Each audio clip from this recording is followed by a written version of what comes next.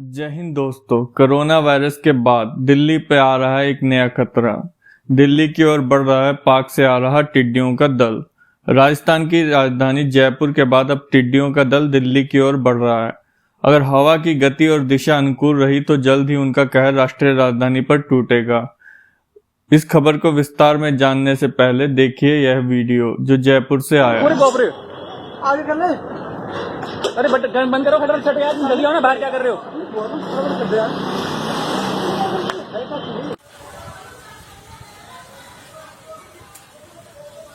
हमारे यहाँ पे टिड्डियों का हमला हो गया है।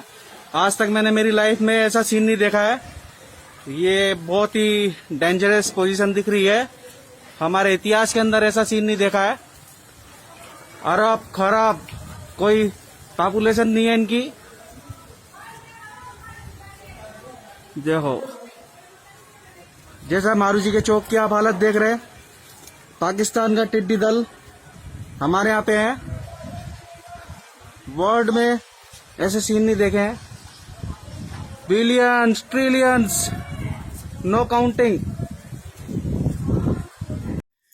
जी हाँ दोस्तों, जिस तरह से आपने जयपुर से आए वीडियो में देखा कि पिंक सिटी में किस तरह से टिड्डियों के दल ने कोहराम मचा रखा है।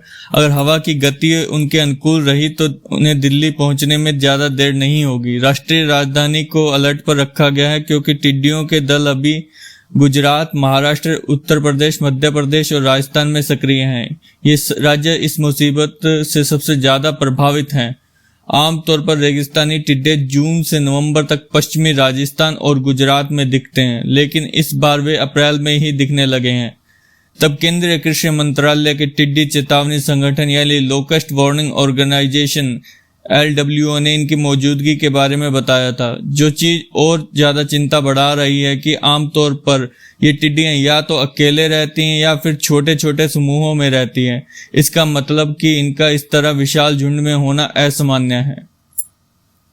कीट विज्ञान विशेषज्ञों का कहना है कि दिल्ली भले ही शहरी इलाका है, लेकिन यहाँ भी टिड्डियों का गंभीर और व्यापक असर दिख सकता है क्योंकि राष्ट्रीय राजधानी का 22% इलाका ग्रीन कवर में है। ये ग्रीन कवर टिड्डियों के लिए खुराक का काम करेंगे।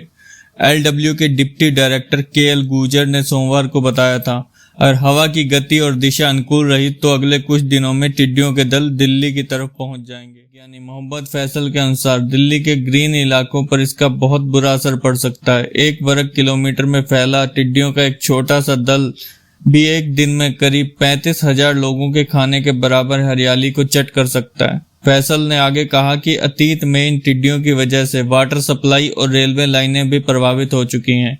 उनके हमले के बाद रेलवे ट्रैकों पर चिकनाई और फिसलन बढ़ गई थी, जिसके बाद उन्हें साफ करना पड़ा।